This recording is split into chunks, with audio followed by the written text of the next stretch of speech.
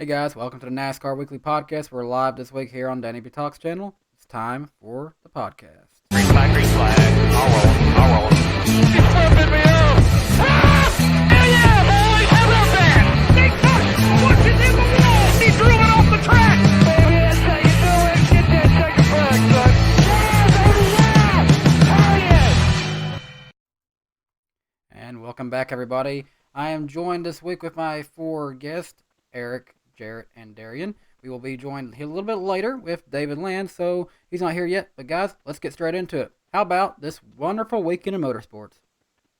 Oh, it was great. It was really great. I don't know how many people watched all three and stuff. I only watched two this year, just the Indy 500 and the Coca-Cola 600. I don't know. Lately, Monaco's been pretty boring. I guess it's always been boring, but I used to just get up and watch it and stuff, but not this year and stuff. So yeah, man, it was another great year of that for sure. I think all three major motorsports shine pretty brightly. I think especially Indy and Charlotte both were very good races. I think fans walked away from those happy. I think fans turned their TVs off happy, all that type of stuff. Monaco, this was actually the first year I watched most of the Monaco race. You guys, if you know me, I'm not a big F1 fan. I just can't get into it. Not a big fan of their style of racing. But again, I'm not too familiar with it. It seemed like a somewhat interesting race, so hopefully that was good as well. But at least on the American side of things, I think motorsports fans were very happy with the racing they saw this Memorial Day weekend. Yeah, I for the first time finally got to watch all three, and I got to say that I was pretty impressed, pretty happy because I've watched Indy before, but I've never watched it in depth and been invested in the race itself. I thought for what I have seen of F1 and heard of it before, I was pretty entertained with it. My brother and I actually were watching it early in the morning, and both of us were just amazed by the speed of them. How even around some of the shorter corners, they had so much speed through them. And then Indianapolis, I mean, every year Indy is amazing to watch. And that's one that's on my bucket list right there. And then with the 600 is probably the best one we've seen in years. And it's just, I mean, we'll get more into it as we go, but I was definitely thoroughly impressed with all three races, and all three exceeded my expectations. Yeah, there was some stuff going on during the Monaco race. I didn't watch it, but I know Charles. What's his name? Charles Leclerc. Is that his name? Yeah, Charles Leclerc. Mm-hmm. Like apparently, I guess he was in line to maybe win it, but then Ferrari screwed him over. Like that's the one thing that's way different. If you compare NASCAR and F1, it's just the strategy. There's a ton of team orders, which I guess the F1 fans they're used to it at this point, but being a NASCAR fan, it's so hard to watch too and stuff. And then I guess there were some articles coming out on ESPN today, oh, did Ferrari sabotage Leclerc, and should he trust them anymore, and that sort of thing. I'm just yikes, a lot of drama and stuff like that too. But Lewis Hamilton winning the Monaco race, it's not really a surprise there, and it's a good tribute to Nicky Lauda, who passed away last week. He was definitely a big part of Mercedes' success in F1 and stuff, and it was a very good tribute. And then him and I think him and Sebastian Vettel, they were wearing tribute helmets to him and that sort of thing. So I like that. And I guess the most exciting part about this thing is after the race, Lewis Hamilton ended up jumping in some random pole. I guess that was the most exciting thing about that race and stuff, because the racing was just, I don't know, it's just.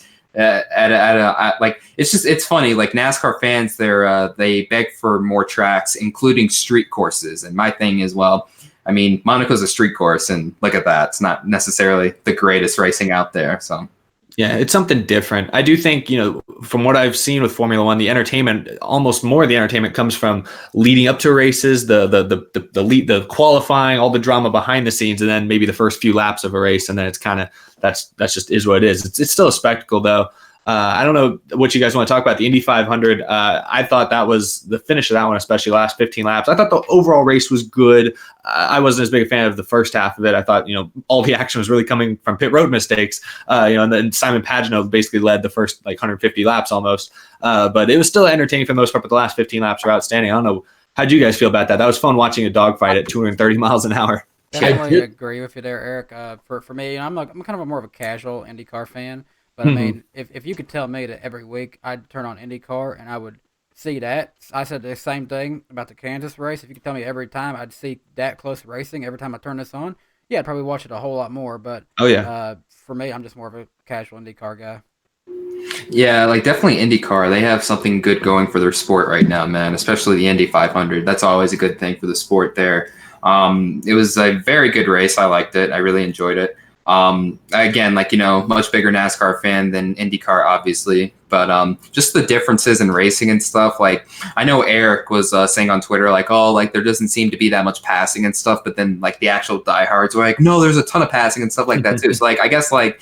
I don't know. Maybe they weren't necessarily showing the passing going on in the back of the pack. The race started getting very interesting in like the final 70 laps. For the most part, for most of the first half, Simon Pagenaud, he was just dominant, man. Nobody could touch him. And I was just thinking, oh well, he's won this race and stuff. And then Alexander Rossi, man, that guy. He was the show. He was the show last year, really, and he was the show this year. He stole the show, and having the fuel problems as well really screwed him over. If that doesn't happen, maybe he wins it. I'm not necessarily sure about that, but I mean, maybe there's a better shot he wins it, maybe. But then like Graham Rahal and Sebastian Bourdais, like they ended up like wrecking each other. Well, I mean, Sebastian ended up wrecking Graham Rahal and stuff. It was very unnecessary. And the crazy part about this is with IndyCar to me. I'll go back to Rossi really quick. So like he was trying to get past all of these cars and stuff like that, and one car is basically hogging him, like basically forcing him to the bottom and stuff. And once he finally got past him, he was like shaking his fist on the straightaway at freaking 200 miles an hour, man. That's crazy and stuff. So I'm assuming it takes a lot of strength to freaking get your freaking hand, your whole arm back in the car and stuff, back in the cockpit. So I don't know, pretty badass move there. Props to him. And then during the wreck too, Graham Rahal was like basically saying, he was pointing at him like as they were wrecking. He's like, "It's your fault." Like the guys were wrecking and stuff. It's like, it is your fault. It is all your fault, man. And yeah, like and I was just like, wow, that's crazy. And then he gets out of his car, and we didn't see another Clint Bowyer, Ryan Newman situation there, but it was close. It was very close. It was very entertaining for the most part there.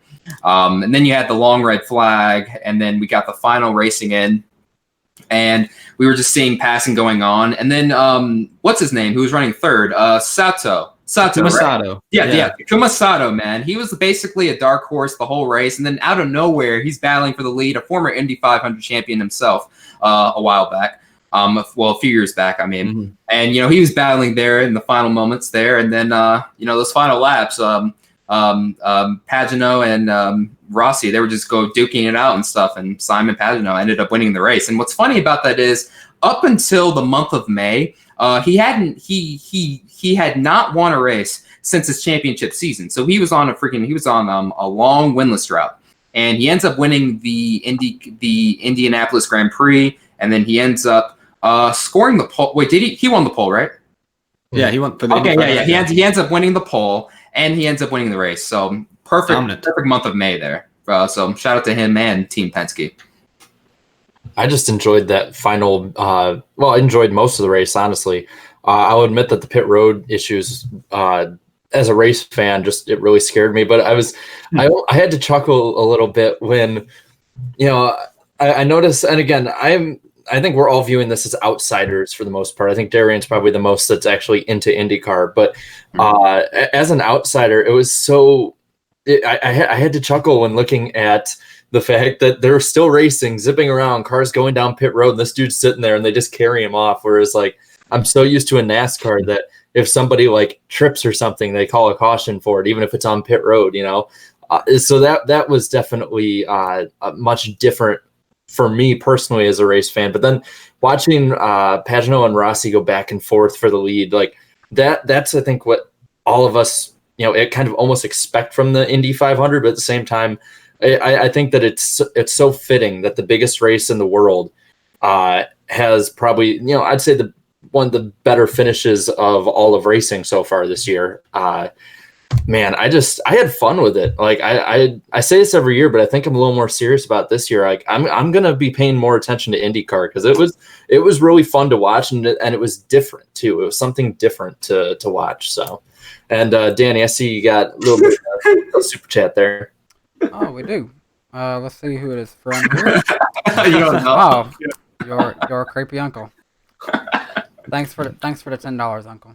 Are we gonna meet your creepy uncle at Bristol, Danny? We should. I hope you, creepy uncle, just show up, and all you gotta do is just show up. Give me the look. I'll know. Give the look. He'll walk up behind us and just like touch your hair and breathe on your neck. Oh Lord, he'll be your creepy uncle. yeah, that's about it right there. That's one thing I forgot to mention. There was a ton of pit road problems. Like, I mean, you had guys getting hit by tires, you had guys spinning out, you had fuel problems everywhere. It was bad. But for the most part, one of the best Indy 500s I've ever seen, for sure. Yeah, I really think the last 15 laps made it. It's one of those cases where it was a solid race up to that point, but the last 15 laps. What made it fun was the fact that the leaders were able to like swap the lead. You know, a lot of times in most racing, not just IndyCar, but NASCAR, most other things, when a guy gets the lead at a track, unless it's Daytona, usually they're driving off. They got that clean air, they're done, it's over. But in this case, I guess Indy in a lot of ways kind of is the Daytona for IndyCar. You know, it's a lot of drafting comes into play. Underdogs can often run well. So you still got the draft aspect of it. But that's just what made it so much fun. Because up to that point, it really looked like Rossi might have been the best car. Pagenaud just had the clean air all day. The one thing that I was a little disappointed by, and I think it was part of my problem at the beginning of this race, was for basically the first 120, 130 laps, the biggest thing to watch was the fuel strategy with Pagenaud leading, burning up more fuel. People were talking about how that's going to play a factor. And my problem with fuel mileage races across any motorsports, it's like fuel mileage races are only ever fun if it actually runs to the end green. If you ever get a caution in there, immediately like, oh, we spent an hour and a half hyping up this fuel mileage race, and just like what happened in this year's Indy 500, caution basically eliminated. The thing we've been talking about for an hour and a half now is completely irrelevant because they were all on equal fuel again. And so that's my problem. Some people were telling me on Twitter like, oh, well, it's fun because of the fuel strategy. And it's like, it is fun if it actually goes the distance with fuel strategy, but probably 7 or 8 times out of 10, it doesn't. But luckily, I'm glad that last 15 laps was really awesome to watch. I personally do like fuel mileage races in most situations. I can't say in every situation, but in most situations, because there can be races where it does run to the end and you got like all these people, underdogs, and people who just are going for broke. But at the same time, like if a caution comes out at like the wrong point of the race, or if somebody screws up on pit road, then it only makes their problem worse. But if, like I said, if that caution comes out during it, it completely can shuffle up the field. Like I looking at NASCAR races I'd watched in the past, I remember, I think it was 2012 at Dover, where like they were in the middle of pit stops and everything, and it led to I think only like 5 or 6 cars finishing on the lead lap. It just completely shuffled the field. So like in that regard, I like it, but at the same time, I do think, I will say, it does make it much more interesting if it can run out to the end, especially if it's a long run that makes it run out to the end. Mm-hmm. There is one thing I want to point out, though. We're always talking about NASCAR's attendance problem. This year's Indy 500 wasn't quite sold out. I saw some empty seats right there. I don't know why. Still looked like a pretty good crowd. It was still a good crowd, I know, but still, great crowd. It was a great crowd and stuff too. But like usually, like I don't know, I'm always expecting it to be sold out and stuff. Well, like I mean, there were still a lot of people though. I'm just for that matter, Charlotte looked pretty full too. I mean, yeah, exactly. Yeah, I mean, Indianapolis, they still saw around close to 300,000 people from what I could tell, which just makes it like by far the largest sporting event in, I don't know about the country, but definitely America. I do know, though, I did read that some of their Friday, Saturday, some of their other lead up days, especially after Alonso got bumped, were tracking lower than the last couple of years. And I know they were concerned about it. But I think at the end of the weekend, they got pretty close to where they were hoping to get. But yeah, I think you're right. It wasn't quite as high as maybe last year's, but still, when you get close to 300,000 people in one area, it's hard to not look at that and say, damn, that's a success. But yeah, to your point though, Danny, Charlotte was nice as well.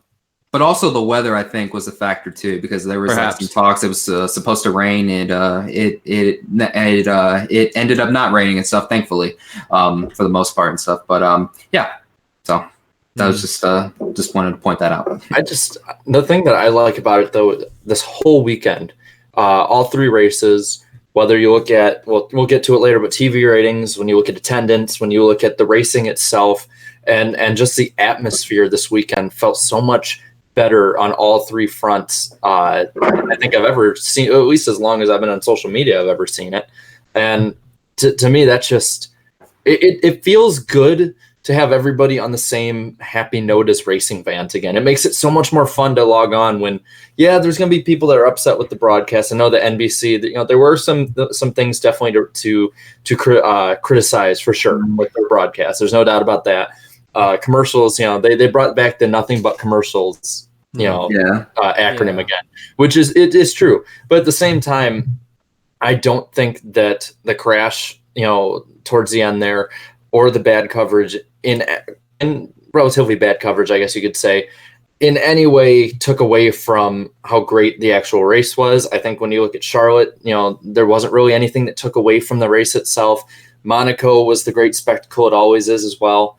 It feels good to be happy about, on all these fronts, united as race fans, not just as NASCAR fans or IndyCar fans or F1 fans. So we don't get that very often too, and I've never really understood NASCAR and IndyCar fans sort of colliding.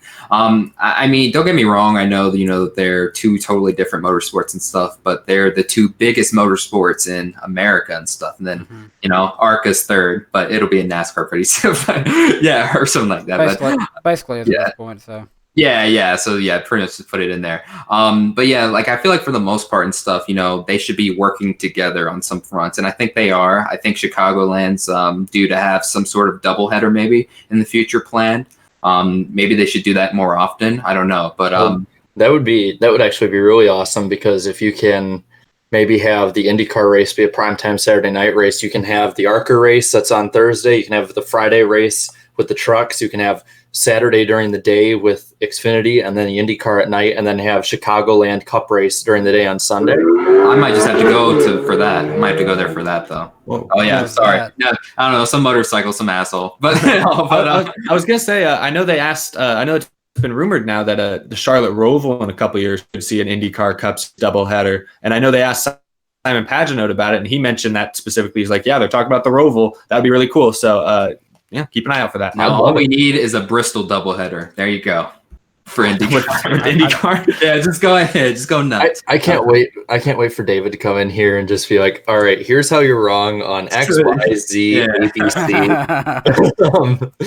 But I had fun with it. And I know that we're not as well versed with F1 and IndyCar, but at the same time, it was fun. That's the thing that I loved about it. All of Sunday was fun. And I can't ask for much more than that at this point. Jarrett, it's funny hearing what you were saying just a few minutes ago regarding it. It seems like it's a lot better than it has been in recent years, months, whatever you want to say. Because I read a comment on one of my Danny Bennett's Minutes earlier this week, and there was a fan who said that this was officially their third week as a NASCAR fan. Like, that tells me, hey, something's definitely working, because we're getting new fans. I mean, it's growing slowly. Picking it up. Yeah. I mean, we haven't talked about Charlotte too much as a race yet, but I know as far as the TV ratings go, tell me if you guys want to save it for later, but I know across the board, even Monaco, at least as far as the U.S. ratings are concerned, all way up this year for NASCAR, for IndyCar, significantly higher this year than last year. So that's just good news all around if you're an American motorsports fan. And that's even despite the fact that IndyCar was on NBC for the first time ever this year. Like, new different channel, you think that might hurt their ratings? Nope, theirs went up. NASCAR's went way up. And Monaco, at least as far as the U.S. viewers go, went up. So I think American motorsports is not dead yet, as people all of last year tried to keep telling me. Everyone kept trying to tell all of us that NASCAR is dead, that all motorsports is dead. They're obviously incorrect there. So I don't know. I think this would be a good time to bring up. What were those numbers again?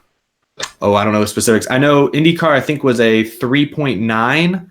NASCAR was, I think, a 2.6 rating. I think NASCAR, that meant they got like 4 million viewers. IndyCar, it was like, or no, NASCAR was less than that. I was like, oh man, you're asking me a tough question. I think NASCAR was like 2 or 3 million viewers, like 3 million viewers. IndyCar was like 4 or 5 million viewers. I don't know exactly.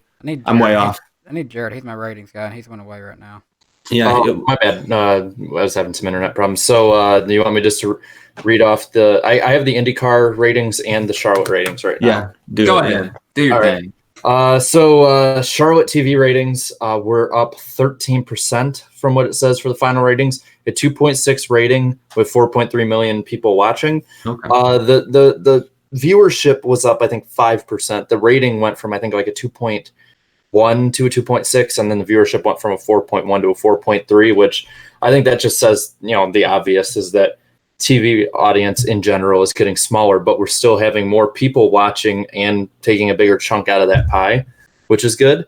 And then Indy 500 TV ratings were up 10% for the first broadcast on NBC. And I believe it's the first one that wasn't on ABC, at least in the past couple of years. But it was up 10% with a 3.9 rating and 5.45 million people watching. So more like 50. I think the first time in 50 years. I think it's been on ABC. It's been a lot. That's what some people I was talking online that are IndyCar fans are saying. It's been a long time. And then I believe also in America the F1 ratings went up as well. I didn't catch those. Oh, I thought they flatlined. Or flatlined. Yeah, flatlined or went up. But either way, there was no significant decrease, which good all around. I think that we were talking. We don't get why different people fight back and forth, whether it's IndyCar or NASCAR, and I think that all put together, if all of them do better, that just is good for every racing fan. So I feel like for the most part, it's basically some pissing contest. Hey, my motorsport's better than yours. And don't get me wrong, I've been involved in some of that stuff sometimes. I mean, look at last year and stuff. I was like, well, NASCAR will, I had said the infamous quote, IndyCar is more dead than NASCAR, that sort of thing and all that. But, I don't know about that now either. But, for the most part. Isn't that what got David Land fired up to come on last year? Yeah, it was. It was what got him on too. And thankfully, he's going to be on for a third time and stuff. So that's great. It ended up working out. But yeah, for the most part, though, I feel like, we all have to work together sort of and stuff and just enjoy it. Just enjoy each other's different, form of motorsports, man. Whether it's stock cars, open wheels, rallycross, motocross, or drag racing too. Drag racing is very good. That's a lot of fun to watch as well, especially in person. So for the most part, it was a pretty good weekend. You want to talk about the NASCAR race now? Yes. Let's do that. Yes, let's do it. I just want to give an FYI to the chat. I do have to get out of here in about 15 minutes, unfortunately. So hopefully I catch David when he comes on. But if not, I hope you guys have a good rest of your show with him. But I just wanted to let people know because I'm going to have to bounce in about 15 minutes. But yeah, as far as the Coke 600 goes, I thought it was a great race. It's, the third or fourth race in a row where I think undisputedly the aero package has made the mile-and-a-half racing better at that track or at a track, So I don't know. And the ratings have gone up for all those races as well. I think this year's part of the reason the attendance was really good. I know we're talking about attendance still. I want to talk about the racing, but attendance I saw was much higher than last year. And I saw people at Charlotte were crediting a lot of that to the fight between Boyer and Newman. They think last week really sparked a lot of interest in this week's race. But as far as the racing itself is concerned, I really thought there was only one, stage 3, which I think is the one where Kyle Busch and Truex kind of took turns just dominating it, was the only part of this race that was kind of dry, kind of slow. The race was nearly 5 hours long, so I guess you could say it was just a slow race in general. It's the Coke 600. It's the marathon. It's what makes it unique by NASCAR standards. But overall, I couldn't think of anything too wrong with the race. Restarts were as great as ever. But this was the first, interestingly enough, and I'd be curious to know what you guys think about this. This was the first real mile-and-a-half race, not counting the All-Star race last week, where we actually saw spins and wrecks. Like Texas, we didn't see too much of that, very minimal. We had maybe 1 or 2 lazy spins here and there. Kansas, not too many. We saw tire rubs and cut tires. Charlotte, we saw cut tires, obviously, with the Gibbs guys early on. But then we also saw wrecks and spins, throughout the race, throughout the evening, which I thought was different. We hadn't seen that with this package. The high downforce has helped the cars keep control of them a little bit better. So race had a little bit of everything. Had underdogs running up front at different points. It had Chris Buescher finishing 6th. I think Corey LaJoie was 12th. Goodness, that's fun. Had ultimately the best in the business, Truex, Kyle Busch, Logano. Those guys were all running up at the front at the end. So it was what you expect in a primetime NASCAR race on a big day. And I liked it. And also that halftime that sparked some controvery a couple weeks ago turned out to not be a big deal and actually turned out to be a pretty beautiful moment. So I'll wrap up with that. I thought it was a very good race. It represented NASCAR very well because I feel like this is a race where a lot of hardcore IndyCar guys, maybe a lot of hardcore F1 guys, especially in America, are tuning in to watch and just see, what's NASCAR doing these days? And I think most of them probably came away with that, at least respecting NASCAR after what they saw. Yeah, this 600 was the most watchable one really since 2011. Ever since then, the others have just been duds for the most part. Saw a lot of passing early on, but then with this package, of course, the field starts to get spread out. Kyle Busch was looking very dominant. He was getting some challenges from, first off, Truex hit the wall early on. All of the, or not all, most of the Toyotas from Joe Gibbs Racing were having tire problems. They kept cutting tires coming out of turn 4. And I don't know what the deal was, and also chat. David Lynn will be on in about 20 minutes. He just DM'd me, so I'm looking forward to hearing his thoughts on it. But yeah, like I don't know what the deal with was there and stuff. And he's on now. Not 20 minutes. He's on now. Yeah. Oh, my bad. He said he's gonna be on for like 20 minutes. Sorry, I thought he said. My bad. Sorry about that. Yeah. Sorry. Well, hello, David. Hey, Dan. How you doing? How you boys doing? Good, man. How you doing?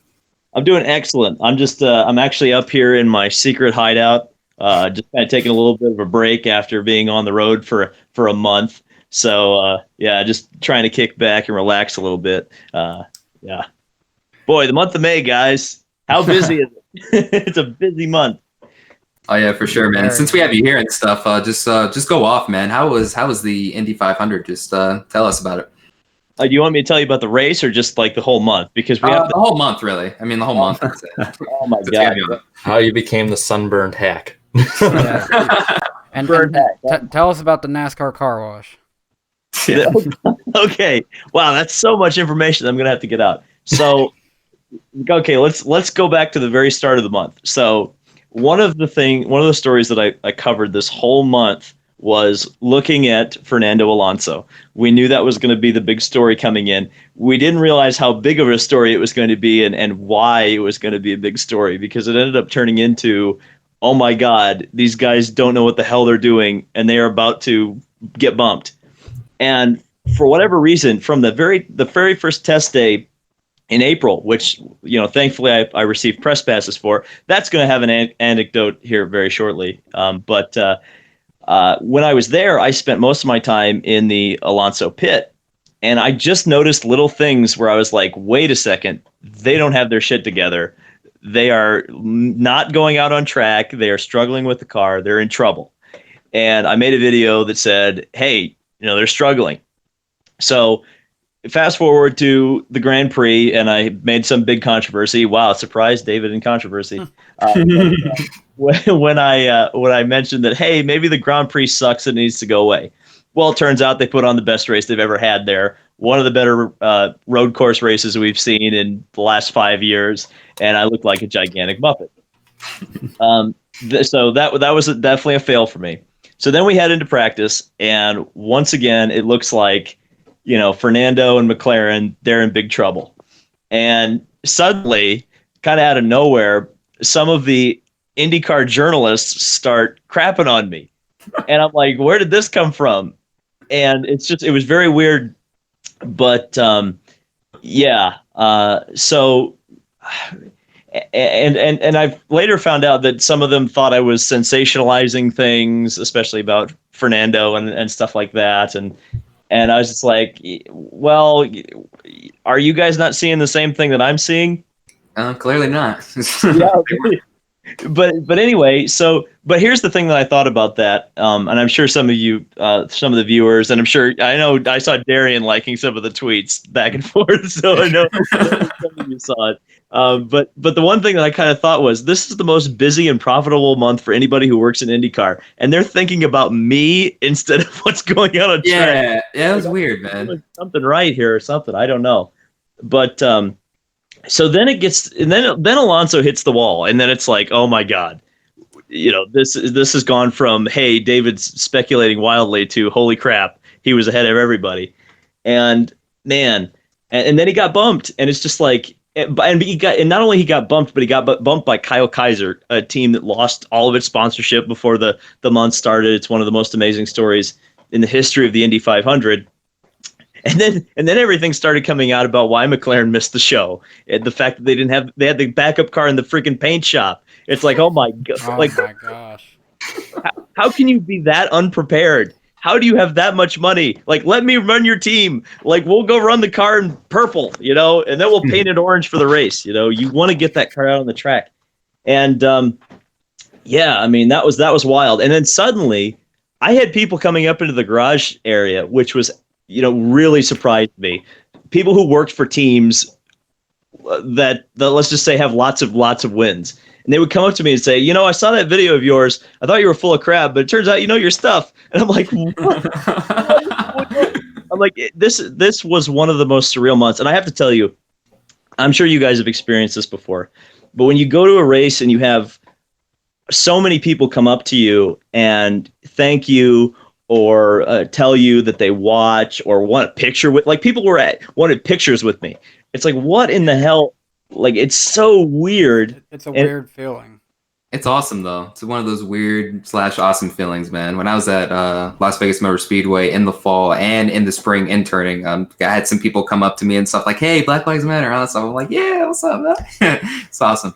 I found out the other day that I guess it was last Thursday. I was off work that day. Well, I found out days later, and if you're watching this, thanks for what I'm about to say. Someone came into my car dealership and asked to see Danny B, the YouTube guy, and everyone was like, "Wait, what are you talking about?" And then they pulled up one of my videos and was like, "Oh, him." Okay. I wasn't there. Unfortunately, I couldn't meet them. They weren't there to buy a car, nothing. It's okay. But it's just like it threw everyone up. And when I found out, I was like, "Oh my gosh, that actually happened." And it's very humbling, isn't it? It's like Absolutely.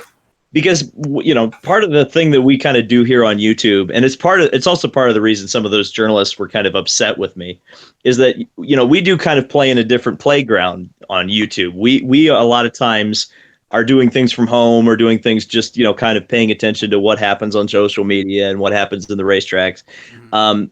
So we do have a little bit of separation, and so when you do go to a racetrack and people recognize you, it's just so weird. And again, I'm very thankful for the position that I'm in. And but it's just wild. It's so wild. I could have never imagined that this would have gotten to this point. But I think it's really good for the sport too, that the people like us are able to have such an impact now, Yeah. where like even 2 years ago, this was unthinkable, Mm-hmm. Mm-hmm. Yeah. But anyway, the race itself, it was definitely better than last year. I think the last probably 50 laps were exceptional. Unfortunately, it wasn't a race that was a nonstop excitement fest like maybe 2017 was. But I thought it had a sufficient amount of action, and it had the action where it counted, which was right at the end. I mean, Alexander Rossi. I hope anybody who watched that who didn't have a favorite driver before is now an Alexander Rossi fan, because that was just one of the greatest performances I've ever seen, and it's almost a damn shame that he didn't win the race. I mean, Pagenaud was just so far ahead of everybody else that it's he was kind of undeniable on that day. But man. Yeah, Rossi is he is a beast, and he is. I mean, if you're not watching IndyCar, you should be watching it just for Alexander.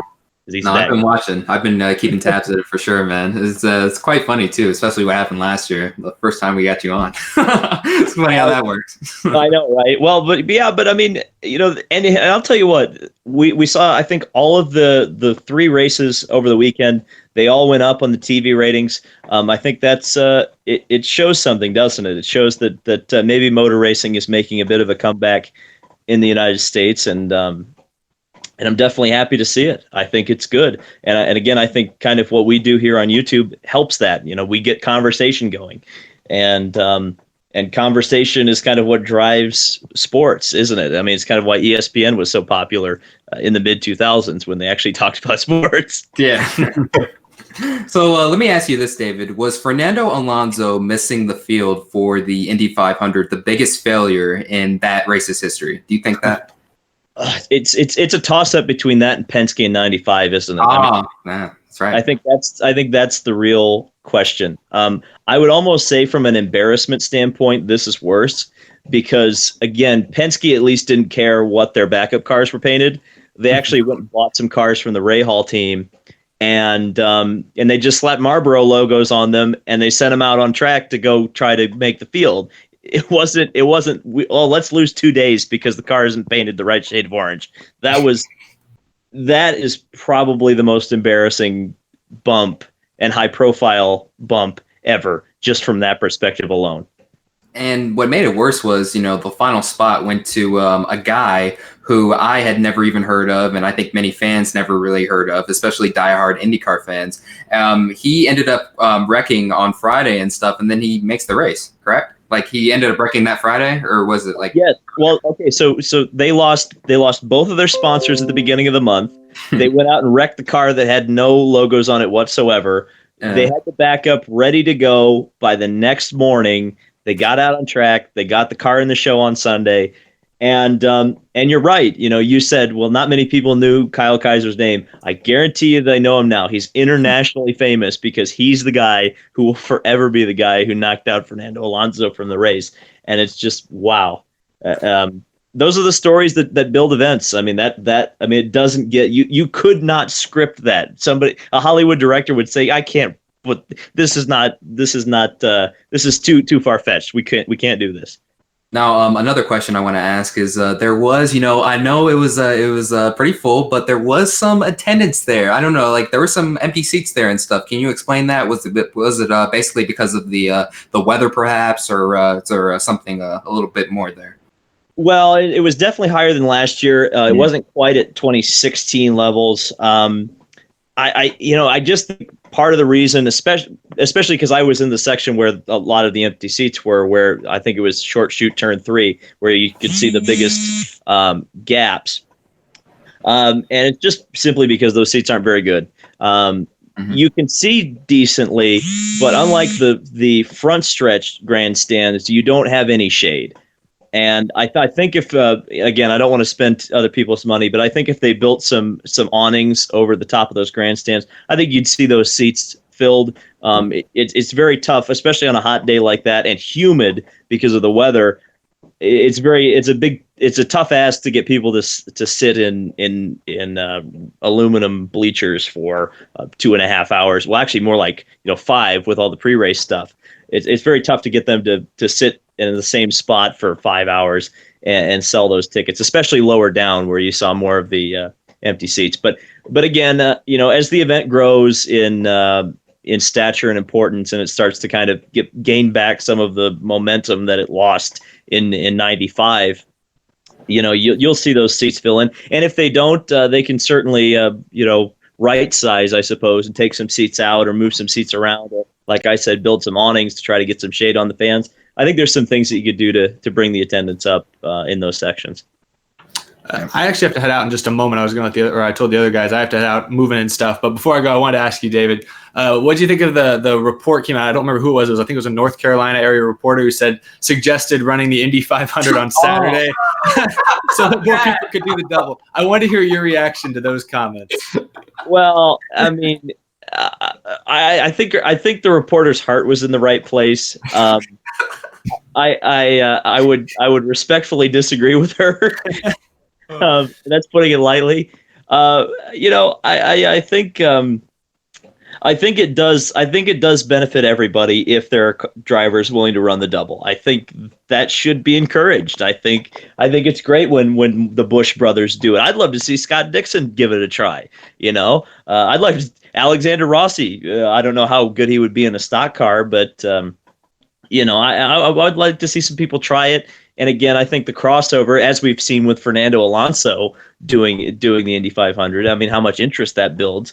I think you should look at figuring out ways to make it easier for drivers to be able to do the double. But you shouldn't compromise tradition to do that. And honestly, the Indy 500 should happen at in the afternoon or early morning, and the Coke 600 should start in the late afternoon and the evening.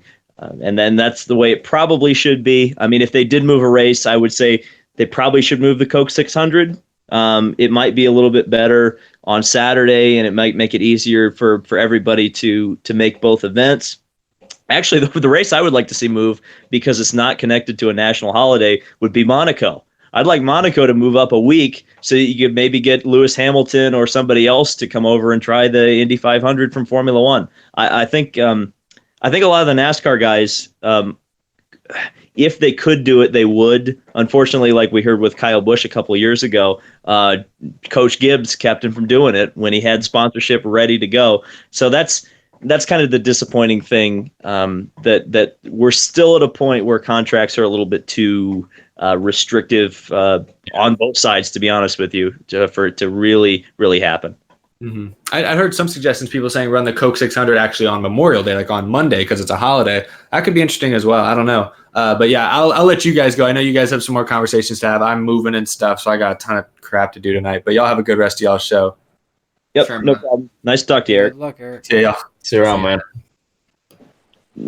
Danny, I think you had the tweet that said that's when people in the Charlotte area go home is on the Monday after the 600 weekend. Yeah, me and you were asked by who was I think it was the Reverend Rasheem Stewart. He might have asked the question. He's asked, hey, would you want to move it to Monday? Well, I mean, I guess that sounds good in theory, but yeah, no, that's the day everyone goes home. So I mean, you've had your fun on the weekend. That's when you're going home. Yeah, so that's why I said if you're going to move it, and I would assume that's why this journalist suggested that you move it to Saturday, the 500 to Saturday, is because you want to have Memorial Day open for people to travel. Because let's face it, both events, whether you're big into NASCAR, big into IndyCar, or big into both, a lot of people travel from out of town to see these events because they are marquee events. So, you do want to kind of budget some time to do that. Here's my suggestion, since we're talking about moving the Indy 500. Let's move the Daytona 500 to Friday, and let's run the truck race on Sunday since we want to go crazy. Just move all of the events, man. Just ruin everything.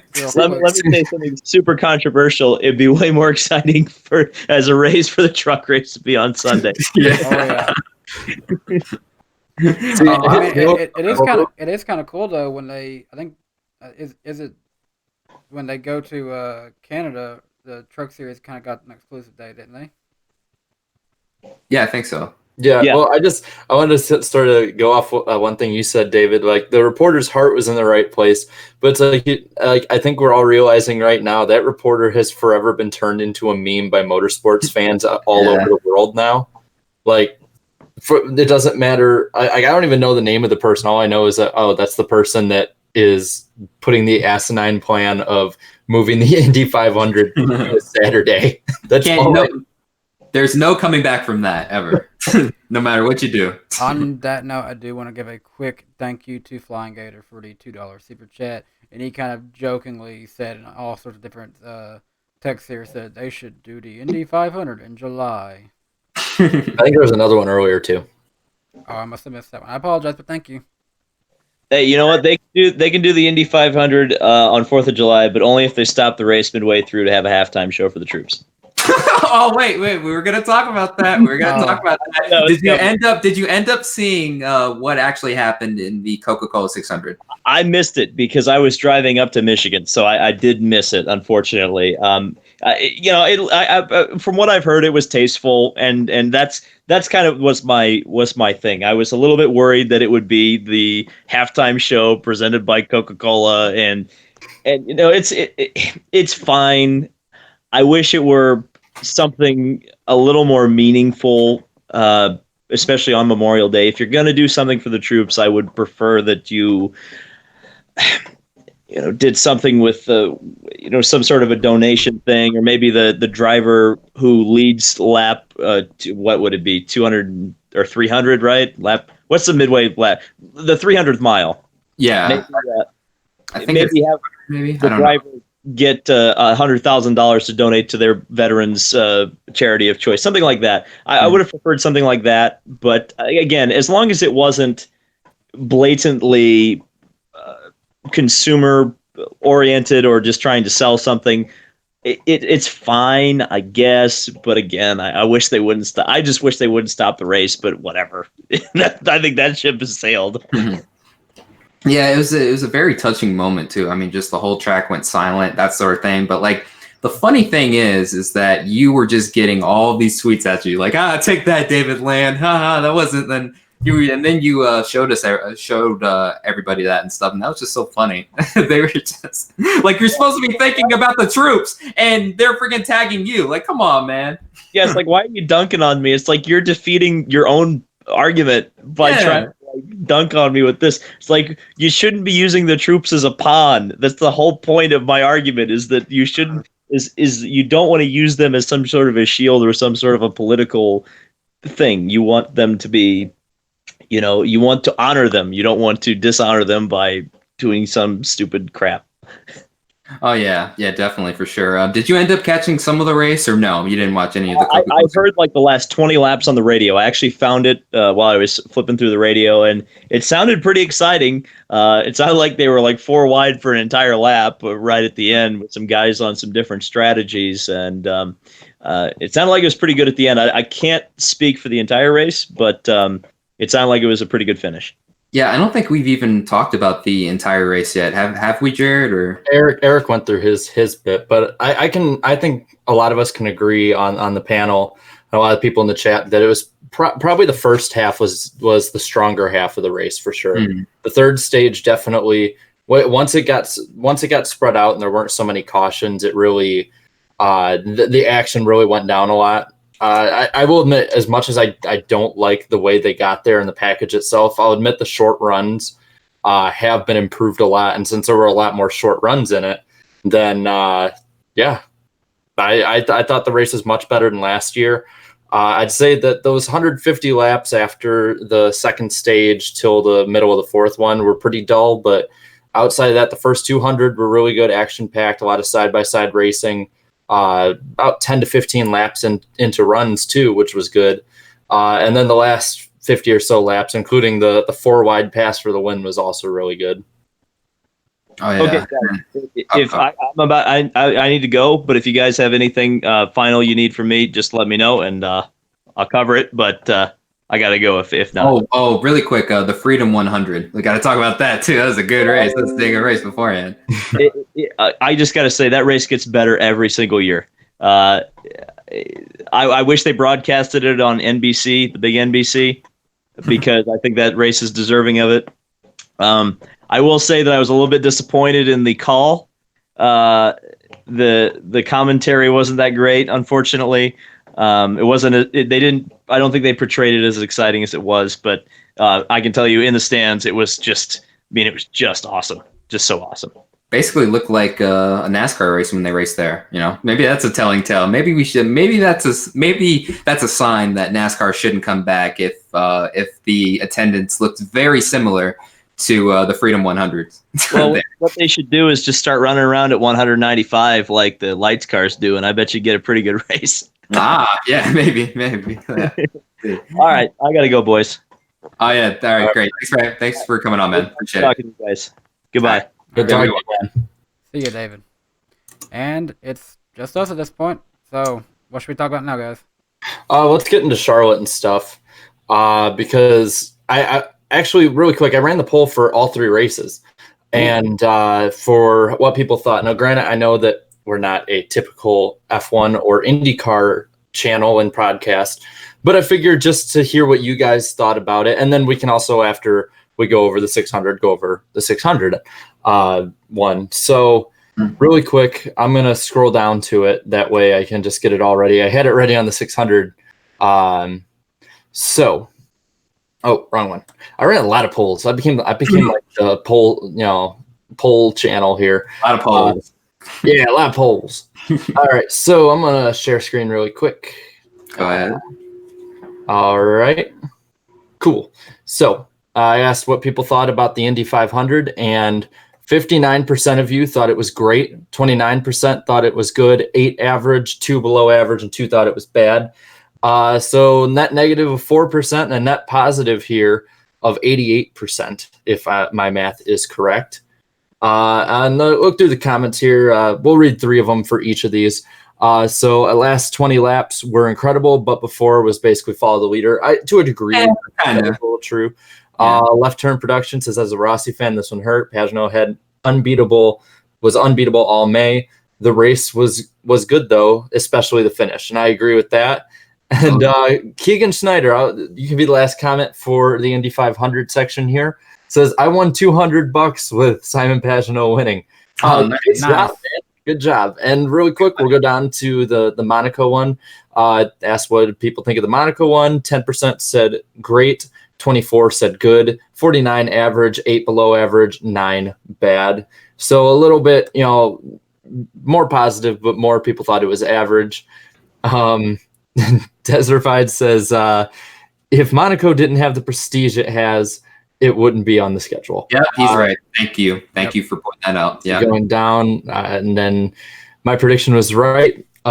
Okay, race not memorable. Andrew H21. Wait, what did he say? My prediction was right. Okay, well, race not memorable, but yeah, I mean, it's really not that hard to say, hey, Lewis Hamilton's going to win. He wins like every race too, but just say. I mean, the most exciting Monaco race was the one where the guy came out and started whipping the electric whips. Oh, wait, that's Iron Man. Never mind. And then Azzy the Dreamer said that it was a good race, not the best, but good for Monaco standards. All right, and then I can stop. I'll stop sharing now, and then we can get all set up for the 600 one. We can say what we thought. I pretty much have said what I thought about it, so you guys go on ahead. I'll go off. It was again before David Land came in. I was just about to point out the most watchable Coca-Cola 600 since 2011. A lot of problems from the Toyotas. Had a lot of tire issues here. There were some wrecks too. It was looking like it was about to be the 2005 Coca-Cola 600 all over again. That race had, I believe, 22 cautions in that race that season, or in that race that year. And I figured we would be on pace for that. Certainly something we haven't seen in a while. My driver, Bubba Wallace, he was up front for a little bit there, and then he got bumped and he hit the wall and was basically like his race was pretty much over. Then we saw some other front runners. There were some notable underdogs tonight in this race too. Corey LaJoie got his best career finish. He ended up finishing 12th. David Reagan, who was asked to give up his position by the race winner on the restart too. He ended up getting we'll talk about that later. Yeah, we'll talk about that a little bit later. Yeah. And Ryan Newman, I just gotta say one thing. He races way harder when he's 3 laps down against the leader than actually racing. He just freaking dropped like a rock, and I'm like, what are you doing, man? Like, this is your thing. You're supposed to do that. Oh, it's only when you're 3 laps down. Okay, I understand. Well, not really, but and then you saw some other guys struggling. My dark horse pick, Daniel Hemrick, he struggled again. I just want to point this out too. I know I was getting some flack for saying, hey, Tyler Reddick in the 8 is in the 8 car is looking really good right now. Basically, Daniel Hemrick was brought in to be consistent. I know he hasn't won anything in NASCAR, but he was consistent in trucks. He was consistent in Xfinity. He was brought in to do the same thing, and he's not living up to the expectations. I know it's just his first year, but what has me a little concerned though is Tyler Reddick. That guy is putting in work, and Richard Childress even said after the race, Tyler Reddick is a future superstar. So Hemrick getting bumped from the 8 in favor of Tyler Reddick would not surprise me. And I'm usually not for drivers getting bumped after just literally one season, but in this case, I'd be fine with that. But hopefully Hemrick can turn around and stuff and make a good case for him. We'll have to wait and see. Or Richard Childress just opens up a 13. But anyways, back to the race. On that note, Darren, I think opening up the 31 again is more likely. Well, if you have funding, yeah. But again, these teams nowadays running it's very expensive, and if you don't have the funding, then you can't do that. So if he gets the funding, then absolutely they should open up a 13 for him. I think if he can knock off a second Xfinity Series championship, I definitely think he would have no problem doing that. Oh yeah, definitely, for sure. So back to the race really quick. So then Martin Truex Jr., man, this guy, he has become one of the most hated guys in all of NASCAR. First off, some people on Twitter were saying, oh, he wrecked the 52. No, he didn't. 52 sort of came down on him, was sort of in his way. Like, what is Truex supposed to do? Just slow down? He's trying to win a race. He ended up spinning. And then on the restart, he ends up asking the 38 to quote, give up your position. Like, he's trying to win he's trying to win just as much as you. Out there. Yeah, so I don't really understand that. I didn't like that. Him and Kyle Busch, they were duking it out towards the end there, and Truex ended up having probably the best comeback victory this season. Ended up hitting the wall and came back to win. So good race. Good race by him, and very good race overall. Again, the Coca-Cola 600 is known for being mostly a snooze fest, but for the most part, I definitely liked it. I would give it a 7 out of 10. That's as far as I'll go and stuff. Definitely good. Not great. It's still the 600, so some of these runs can get very drawn out here, but definitely NASCAR. They have something going on with there, and then with just the sport as a whole and that race as well. And also, the ratings went up by 13% too. So yeah, great weekend. Yeah, I'd agree with you about probably 7 out of 10. That third stage really brought it all overall down, in my opinion. Oh yeah, definitely. Yeah, Still good race. Yeah, still very good race though, for sure. But I guess we can talk about the whole Truex incident. Like, what did you guys think of that? Just what he had to say. The one with Reagan? Yes. I had to ask for some. Which one? I'll be completely honest. Like, how it just baffles me, and I don't think I should be baffled, but I am. But how much he does complain, and yeah, I get it. Other drivers complain too. I'm not saying they don't, but the fact that it seems like, especially this year and sort of towards the end of last year, there's more for him to complain about and constantly nag about. Whether it's the lap car is in my way and I can't pass him. Well, yeah, he's faster than you.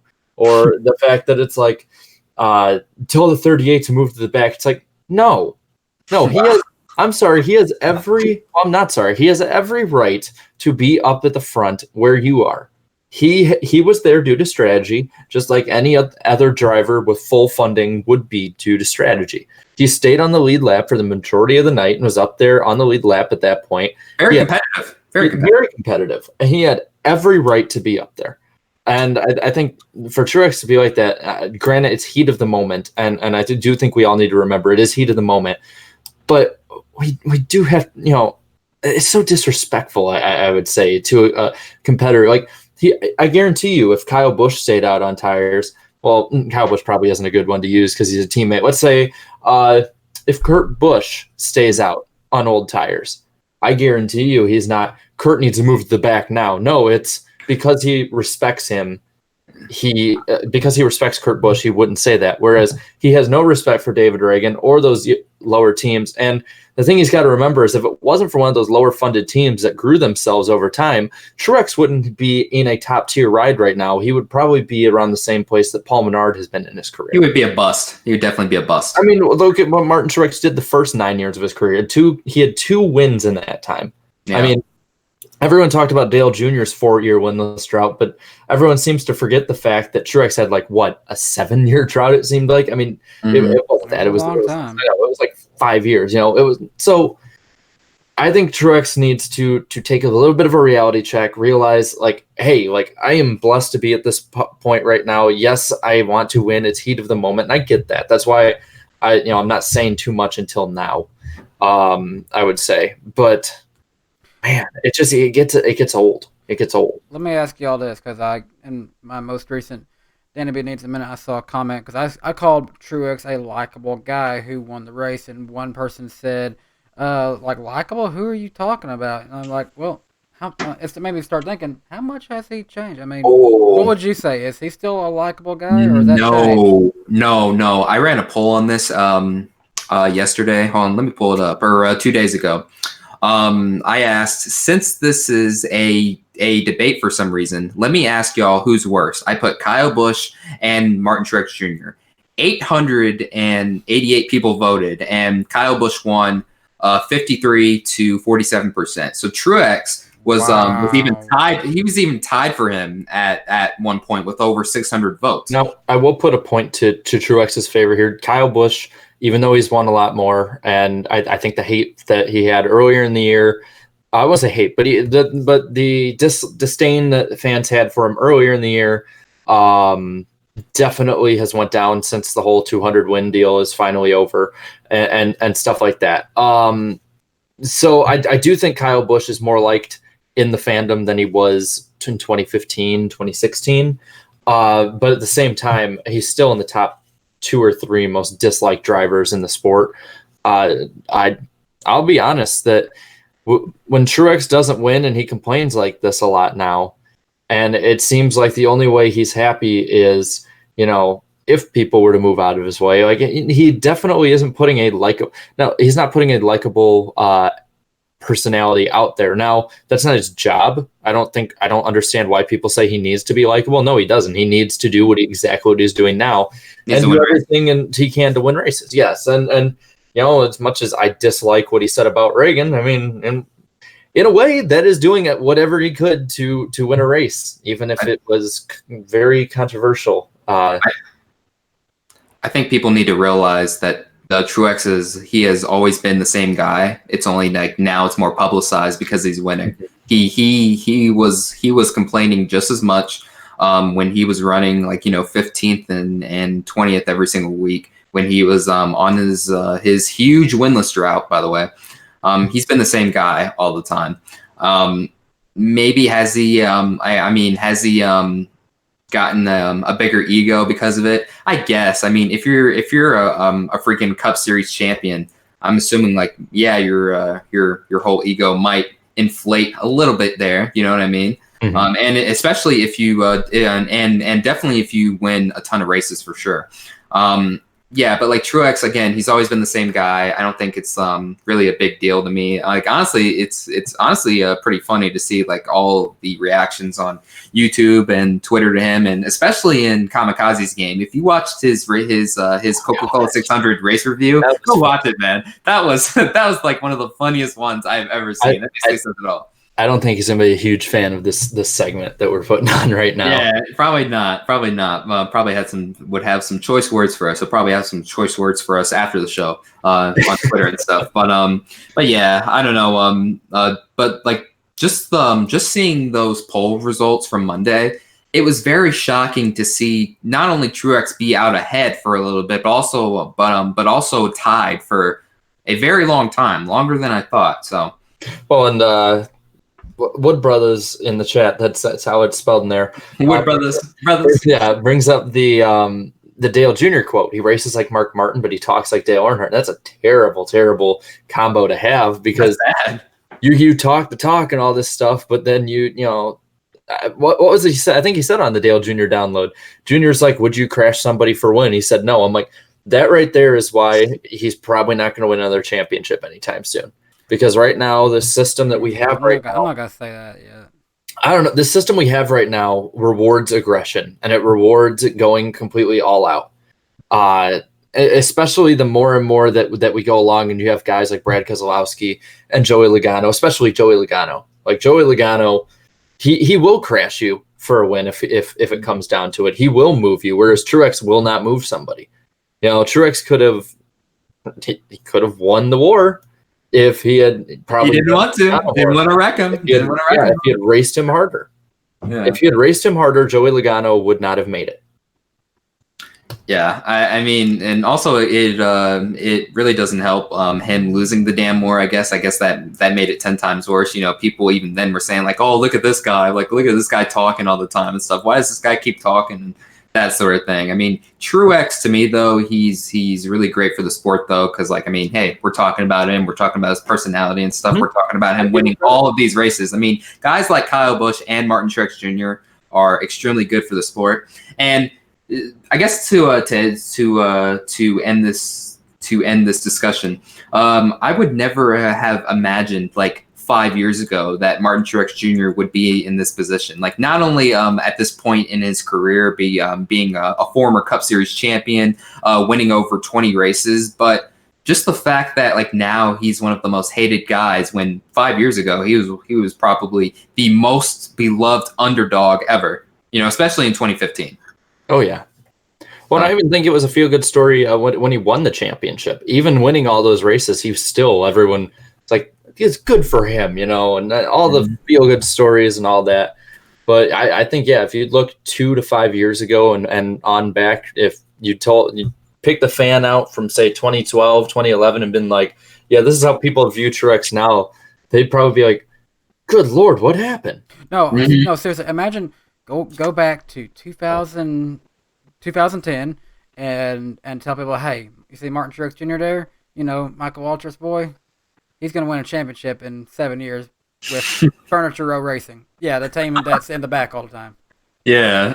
And Furniture Row will be shut down after that year. Yeah. It'll be like, what clown world are we living in? Right.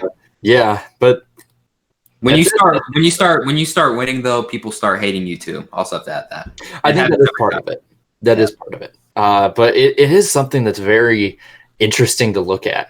Because I don't think there's one reason for for even a majority of fans not liking him. There's some that don't like him for the complaining, some that don't like him for the winning, some that just there's always going to be people who don't like drivers. Every driver has people that just for some reason they don't like him, but it doesn't seem like there's one definitive one, in my opinion, at least from what I've seen on Twitter and in comments and stuff. But all I have to say is Truex never changed, man. So we can keep talking about it. Yeah, I think it's a good thing we're talking about him. I think he doesn't care. He won the 600. He does not care at all what we He's say. a freaking champion. He does not give a damn, folks. So gotta move on. Really quick then. I guess I can just go through. Really, the rapid fire segment isn't much, but there's really not much to talk about with it anyway. So basically, Stone Cold Steve Austin was on the Dale Jr. download. That's going to be a fun one. I'll probably be watching that one tomorrow. Did he pull the stone? Did he pull the stunner on Dale Jr.? That would be great if he did. That'd be something. I wish that was the case. I did. I listened to it yesterday, and it was pretty good. Yeah, I still haven't recommend going back and watching it. I still haven't watched it or listened to it yet, but I'll definitely for sure. Same here. And then I guess we can get a little more in depth about this one. The modifieds are coming back to Martinsville in May of 2020. Why did they leave in the first place? Was Brian France behind that? He was behind that? France. If we can't find a reason, it's Brian France's fault. Like, I always assumed that they still raced there. I mean, in like the old NASCAR games on career mode, like they raced the night version of Martinsville before it was still a thing. So I always assumed that they were still racing there. But when I first saw that, I was like, oh yeah, they did leave. Why, Brian France? Why'd you ruin that too? Gosh. But it's really great to have them back. That track is so historic, having those on there. And what's the plan with them? They're going to be running in the fall of like 2020, maybe, or for the night race. Okay. Oh, okay. Well, that's going to be very entertaining to watch. We'll probably see some Cup guys run. I know when they run at New Hampshire, I remember Ryan Newman talk about leeching. He would go all the way down from the Cup Series all the way to freaking modifieds and freaking lead every lap and win the races whenever they raced at New Hampshire from time to time. So I definitely believe it's the BF word. Does that mean that Brian France means I'm cussing on stream? Everyone's saying that's like some terrible thing like Voldemort to say. One person I know from the Cup Series is probably going to run is Ryan Preece, considering that he's in the Cup Series now and probably doesn't have a lot of experience with Martinsville. Because modifieds haven't been running there. He may have been able to do like a late model event or something like that. But other than that, that's a guy I could definitely see doing a modified race. Plus, he's not winning a Cup race anytime soon, so you got to win something. So, always got to throw that in. Hey, I don't know. If nothing else, I think we could see some better performances coming because Chris Buescher, he's been doing really good here lately. Yeah, I was just about to say that too. Chris Buescher is running pretty well. I'm just kidding. Ryan Preece, I feel like it is his rookie season. Just give him some time here. He'll definitely come into his own very soon. Another story really quick we can talk about. This would be a quicker one. Kansas Speedway almost got hit by a tornado the other night. There was it looked like a mile-wide tornado that had just went nearby the track and didn't hit it, but was around the surrounding area. So I guess just tonight, while we're having fun and stuff, just remember there's been a pretty big outbreak after a relatively cool spring so far with not too many tornadoes. So keep everybody, think in thoughts and prayers, whatever you may, because, as much as we get emotional and into NASCAR, there's bigger things in the world right now. Is that why you guys have the little panic shelters or something like that out there? These things called basements? Yeah, basement. See, we don't have really basements out here, really. See, in Vegas, they call basements panic shelters, guys. Okay. No. We call that hell because it's going to be freaking hot as hell if you have go down to the basement, especially during the summertime. Panic shelters. Those are AKA safe spaces for Vegas people. And folks, that is your NASCAR Wiki Podcast. Word of the day by Darian. Panic shelters. Yeah, panic shelters or basements or whatever. Yeah. So, and then really quick, I want to bring this up. I saw someone in the chat bring it up, and I meant to bring it up part of this segment as well. The World of Outlaws and Christopher Bell and Kyle Larson going at it, and this is like the new rivalry that isn't in NASCAR but is NASCAR drivers. Now that rival, like that is one I am waiting for. I can't wait for the Christopher Bell versus Kyle Larson rivalry to come in the Cup Series. That's going to be great, and it might come as soon as next year, perhaps. Maybe we'll have to wait and see. It's one of those wait and see type situations. Yeah, like on the final lap, entering turn one of where was the race at? I hadn't seen. I just saw the clip of them going at it. Yeah, they were going at it, and Larson bumped him a little bit. He ended up flipping, and the thing is, like, I feel like there wasn't any ill will towards him. Like, I mean, he was just like, hey, that's good hard racing and stuff like that. It just looked like a racing move, and I think we've been seeing a lot of that kind of action, especially when those two get involved. It looks like for the past few years. Yeah, like I mean, especially in this year's Chili Bowl, man, that was a thrilling final lap there. Can't wait for Bell to get into the Cup Series and duke it out with him, man. Maybe that might be like some rivalry that NASCAR needs to sort of maybe boost up more ratings. I don't know. We'll see. Speaking of dirt track stuff, and this will be a great experience for me. Probably Friday evening, I work 9 to 5 that day. And after I get off work, I'm going to sneak on over to the Nashville Fairground Speedway where they're running World of Outlaws this weekend. They put dirt on the Fairground Speedway in Nashville.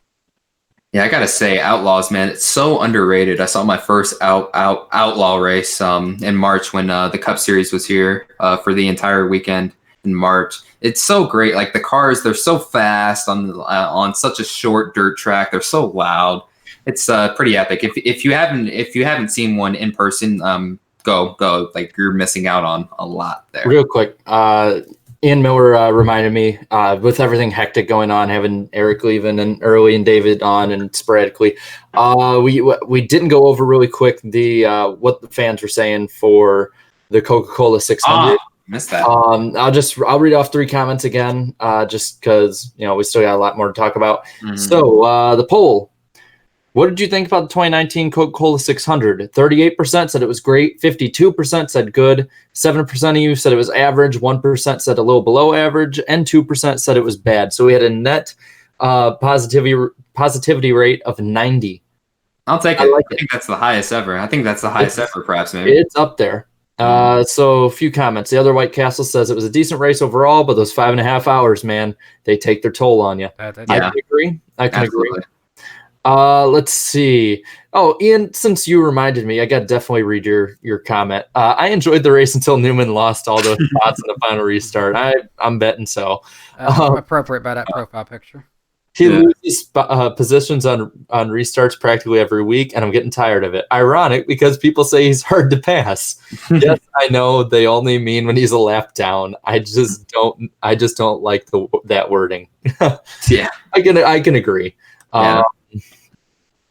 Really well, just one off here. Big J, I accidentally clicked below average. Tallying my vote is great. We're just going to say that would put it up to the 91 percentile in our hearts and minds.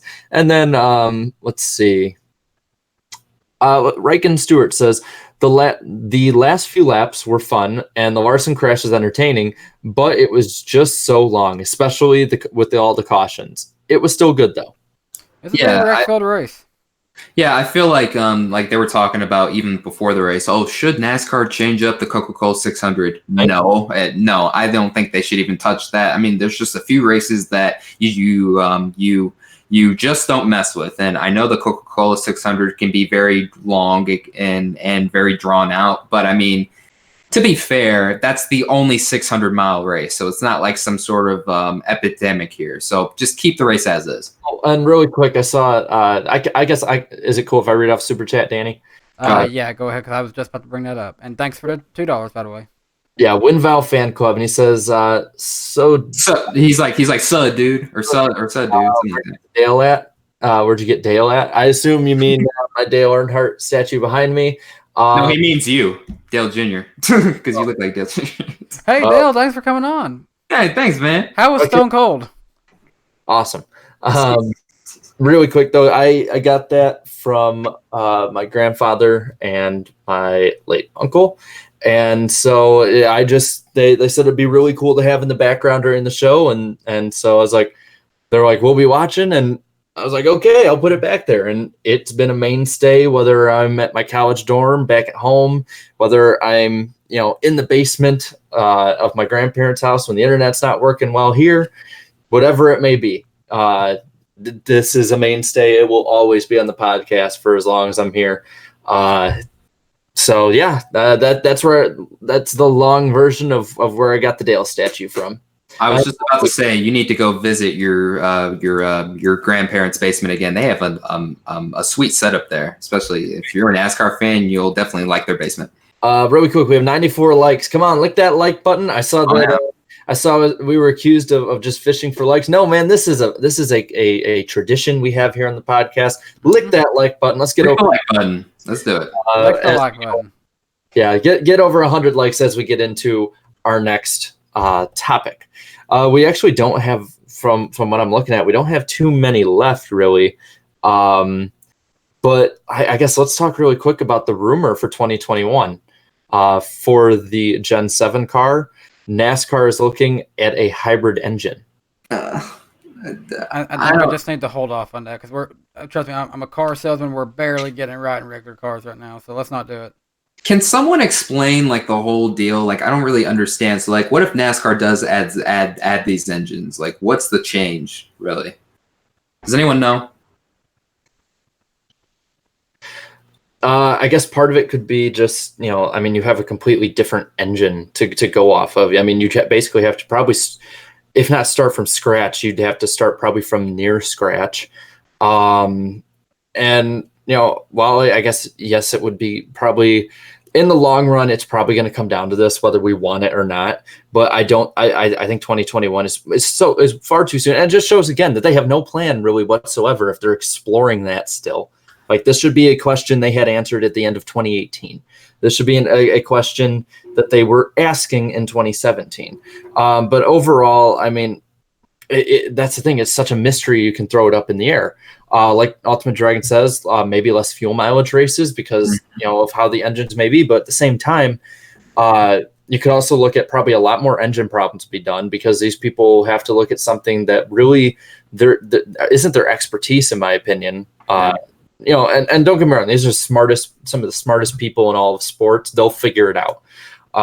But I mean, you could see a lot of people probably losing out on greatness and wins and maybe championships. And I guess another one is probably they're looking at the environmentalism one aspect of it. So that could be one thing. I don't know. Like Slapshoe says in the comments, he says all this talk about lowering engine costs for the teams. Yeah. And now rumors of a hybrid engine that would just explode the costs. And I mean, you look at what it did to Formula E and how those engines sound. If they went full like that would be. Oh, that's how they would sound in a NASCAR? Possibly, depending on how they go about it. Oh, no. I don't want them now.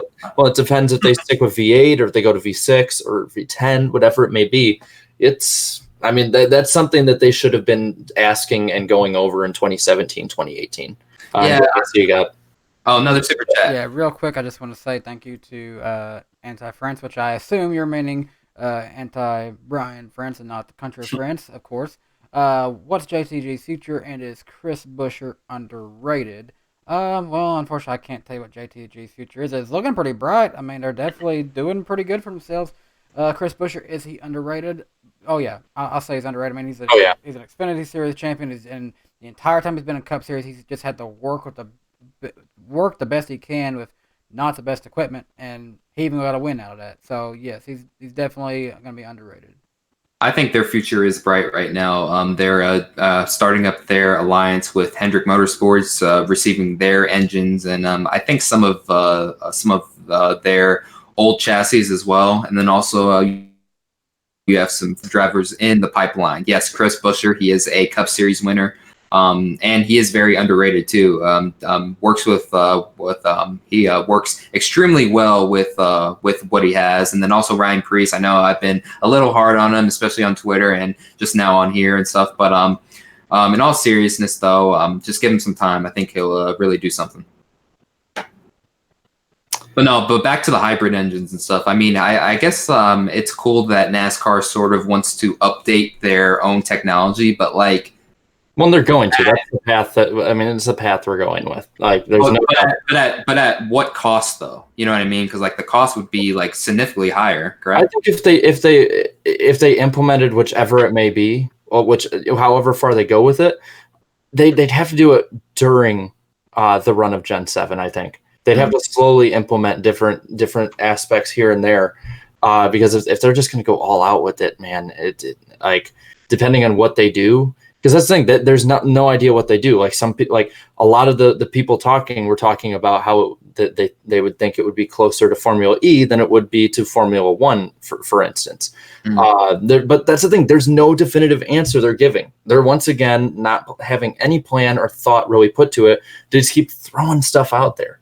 Like, again, this is why they need to push Gen 7 back to about 2024, get an actual plan and testing together. But I mean, it seems like they're dead set on 2021. Yep, doesn't sound like it. Doesn't sound like they're going to change. So I don't know what to do with that.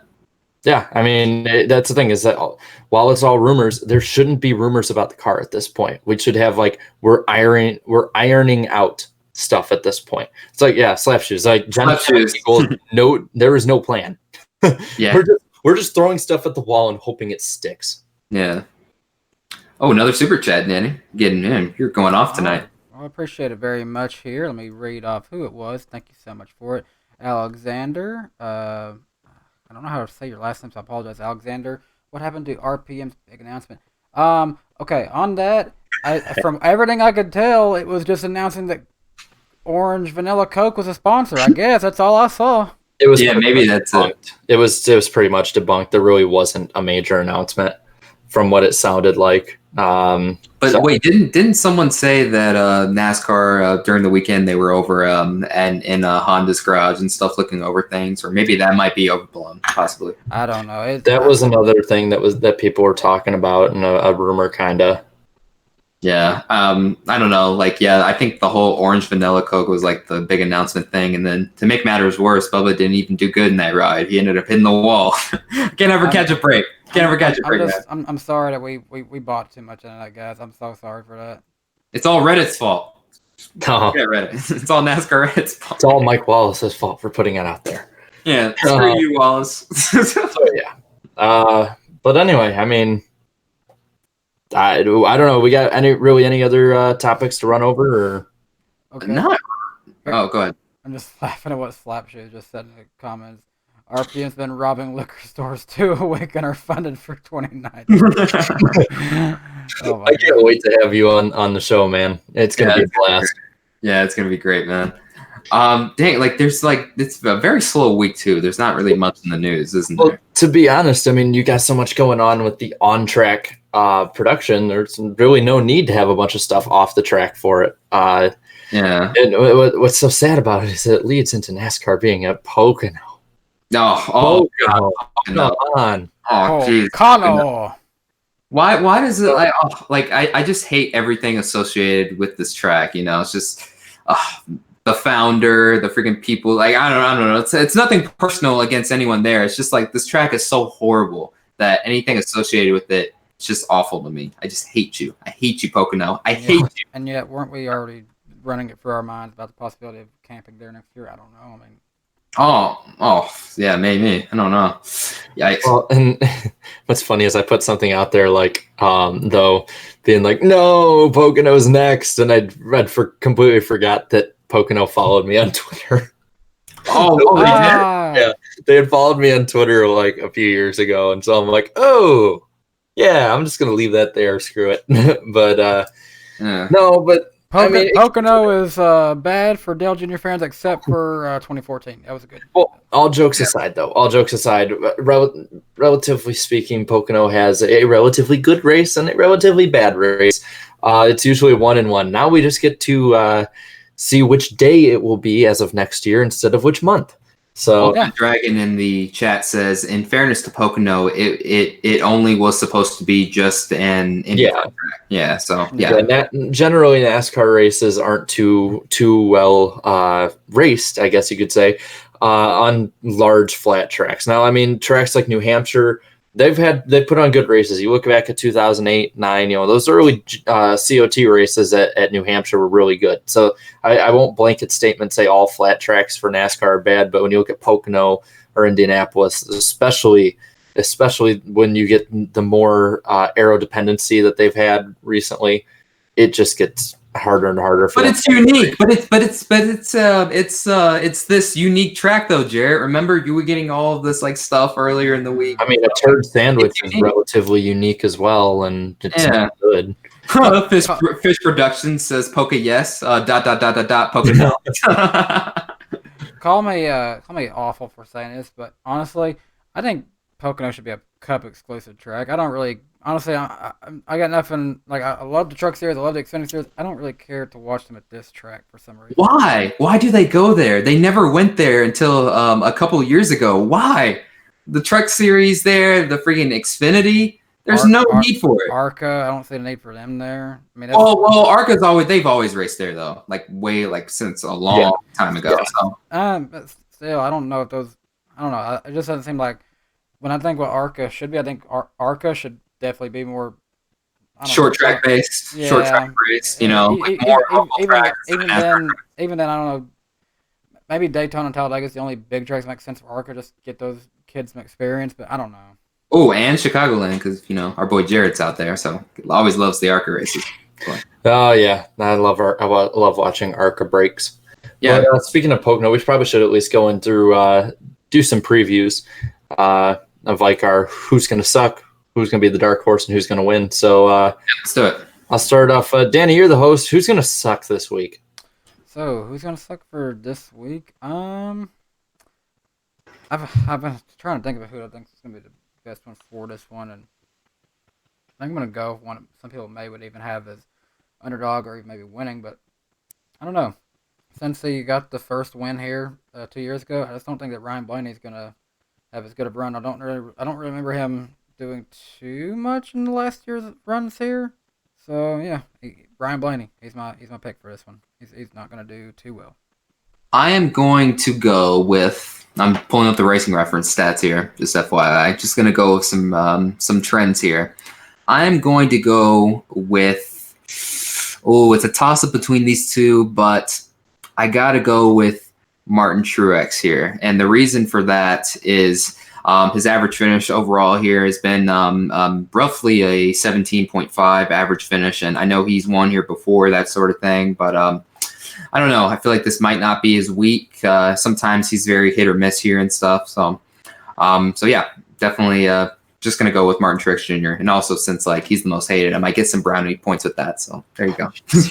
I'm going to go a little out there. Granted, he hasn't had the greatest year so far, and his start of his career was still pretty good at this track in particular, but especially last year hasn't been too hot, and he's been going sort of downhill over the last probably year and a half, 2 years.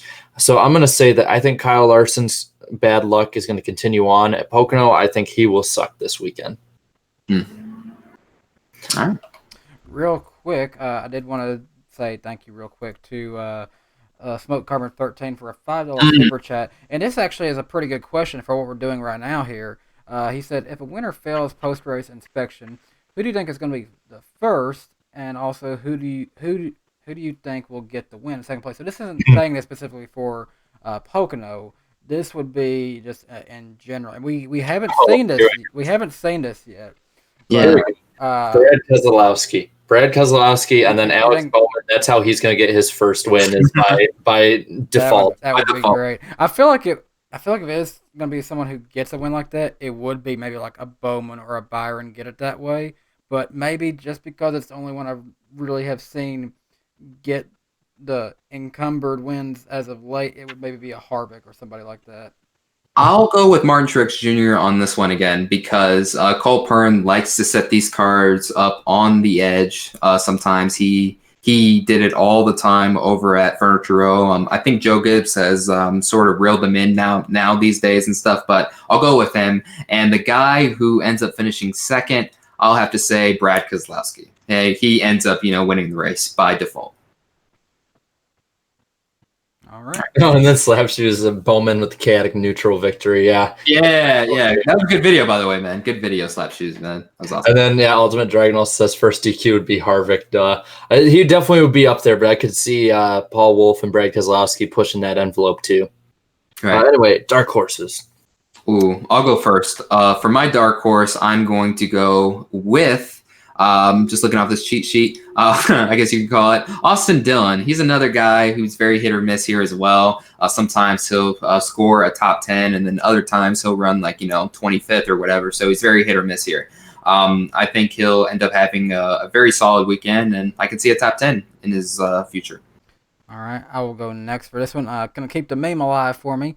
He has had 4 consecutive top 10s. Last week, Charlotte was the first one where he didn't get second. He got 7th, though, rallying back from he was down to 20th with only a few laps to go. He rallied up to finish 7th, and he finished 3rd here in one of the races here last year. And yeah, Alex Bowman could be a good contender for maybe a top 5 and maybe even better than that. Oh, here we go. Here we go again. He's he's gonna go for however many we have picks for. I think 40 episodes we'll have picks for this season. He'll go for. Are we keeping track? Are we keeping track of how many times he's picked him? I mean, if he keeps doing what I'm saying, I mean. I'll go back and find it. But I'm going to go actually a little bit out there for my dark horse pick, and people are going to be surprised, I think. But I think that the last year and a half, especially with the 2 races at Pocono last year and how he has done relatively, well, not even relatively, very recently, this guy finished 16th and 19th in 2018. Now, I'm not saying he's a dark horse for a win or even a top 10, but I'm saying maybe a top 15. He was up front late in the 600. And at the same time, he also ran quite well during that race, even breaking the top 10 off of just sheer speed. I'm going David Reagan. I think David Reagan can be an underdog, especially if this package does change up the racing a lot and drafting is more of a premium. I could totally see David Reagan being a top 15 driver. So 38 car. Let's see it. All right. Definitely And then seems like a good pick. He has to move again. That's what will happen. He'll be asked to move. All right, so moving on to who do we think is going to win? I'll go first for this one, and I'll be honest. All this week, I've been thinking Kevin Harvick. He's been way too long. What's happening there? This could be his type of track to go out and just have a good dominating run and get it done. But start thinking, no, not him. One of his teammates, Stewart House Racing, still needs to get a win this year. They haven't won yet, have they? I don't think they have. No. Okay, so they haven't yet this year. One guy who should have won, I think, this exact race a year ago, and he still hasn't won yet, Daniel Suarez. He's going to be my pick to win his first race this weekend. Yeah, he's been very solid this year. I'm going to go with a safer pick. I'm going to go with Ryan Blaney. Blaney's got his first career win here a couple of years ago in 2017 for the Wood Brothers, scoring his first win and also the Wood Brothers' 99th career win in the Cup Series. I feel like he'll have a solid run. He'll probably win. I'll go as far as to say he'll dominate stage 2 and then he'll dominate the final stage on his way to his 3rd career win and a 2nd for Roger Penske. My pick should probably gain me a lot of fans here. This guy has 6 starts at Pocono, 1 top 5 in what I believe was, would be his first start, and 5 top 10s and an average finish of 12th. He has had speed recently, and has shown that he can close the deal in races now. I'll go with Chase Elliott. I think Chase Elliott will get the win this week. All right, pretty solid pick there too. Picks. All right. I think this is the first time that we haven't overlapped on any picks whatsoever on the podcast in a long time. And I guess it's because this track is kind of hard to predict in a weird way. There's always 1 or 2 guys that run bad for most of the season, but have a good run at Pocono, I've noticed. Whether you consider a good run a top 15, a top 10, sometimes even a top 5. I see Andrew H21 says that Buescher is going to win. Hey, you know what? He won before here, so why not? Yeah, it come a severe thunderstorm halfway through, and there you go, Buescher, another one. Quinn Huff. Oh my God, Shane said Quinn Huff. Okay. But, I mean, it's a good opportunity for, I would say it's a good opportunity for Elliott. You look at Bowman, that 88 team, even with Bowman, Earnhardt Jr., whoever it may be, they're fast at Pocono, especially since the repave. So why not?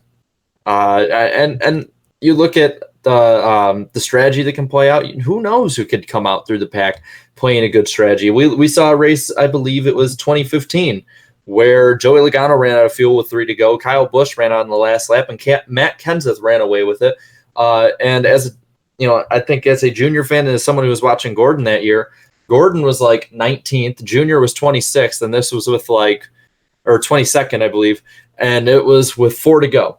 And Gordon ended up finishing either second or third, and Junior ended up finishing 4th. Mm-hmm. I remember That's what Pocono can be. People can run out of fuel, whether you have stages, run it flat out. It doesn't matter. So I guess even though I was saying I'm not crazy about going to it this week, I'm kind of hyping it up. It can put on an interesting race if strategy and the package allows it to.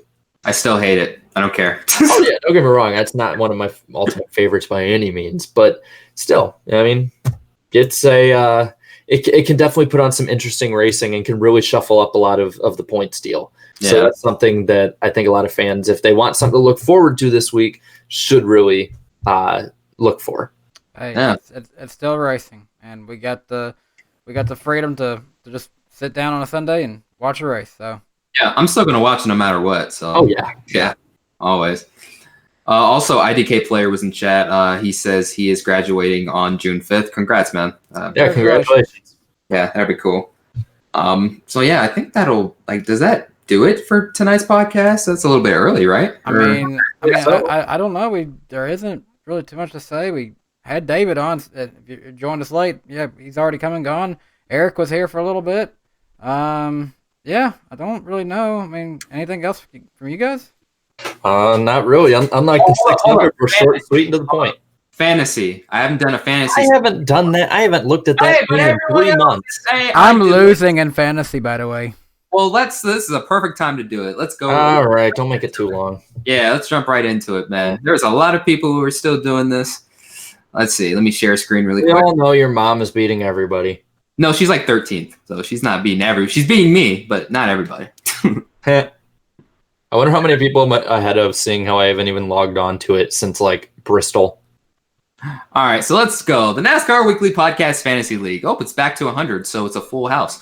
Tyler _ is in the lead, followed by Kato YouTube. Kyle Eats Dirty Bush is third. DLP 13 is fourth.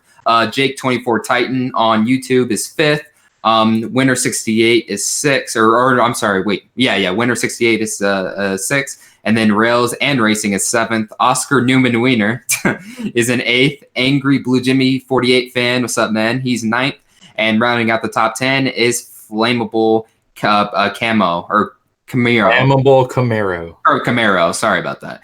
Camaro, he is in the top 10. And let's look at some other notable guys in the field. My mom's in 13th. Racing Fan for Life is 18, is in 16th. Where am I? Oh God, I'm not even in the top 20 yet. Jesus Christ. I am 23rd right now. Wow. Larson Line 42 has fallen back to 26. He was the points leader for in the very beginning of the season.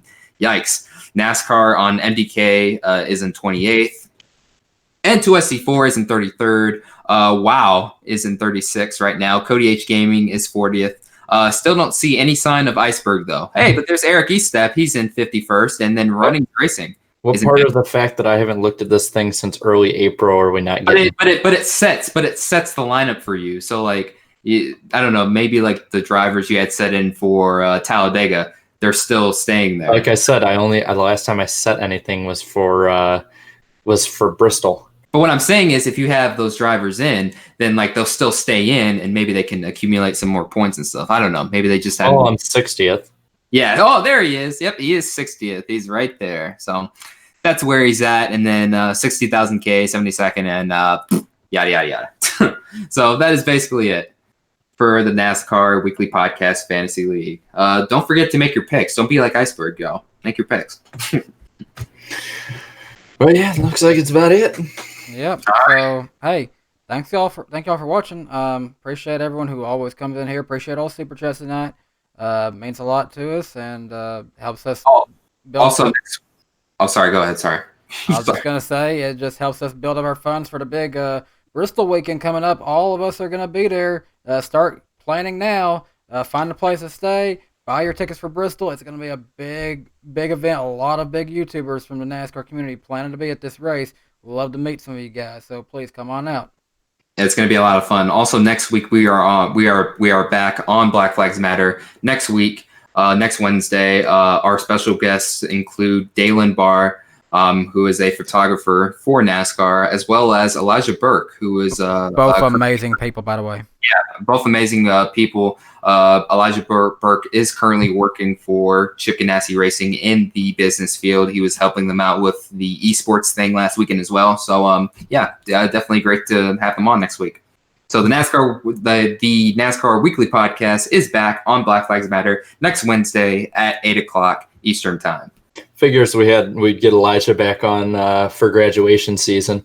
Then Dalen and Elijah both are cool dudes, so can't wait. That's gonna be a blast. Yeah, can't wait, man. All right, that's just about do it. All right. Well, hey, appreciate everyone for watching. By the way, my channel, we're getting really close to 6,000 subscribers. We're sitting at 5,959. Let's see if people are watching this a little bit later. Let's see if we can go ahead and get that number on up to 6,000 tonight. Again, thank you all for watching so much. We definitely appreciate everyone who comes on and makes this show just the awesome experience that it is. And you know what? Since we are ending a little bit early, I'm going to do something I ain't done in a while and send y'all out with my special 3-minute outro. Oh, God, no.